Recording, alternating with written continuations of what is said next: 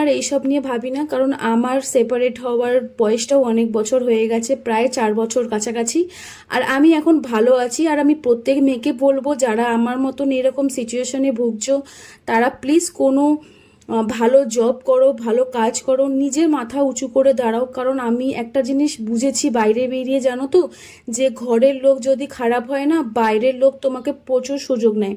আর এটা আমার সাথেও হয়েছিল, প্রচুর লোক আমার সাথে সুযোগ নেওয়ার চেষ্টা করেছিল। তো তোমাদেরকেও বলবো, একদম এইসবের দিকে মাথা দেবে না, কারণ এরা নোংরা প্রকৃতির মানুষ হয়।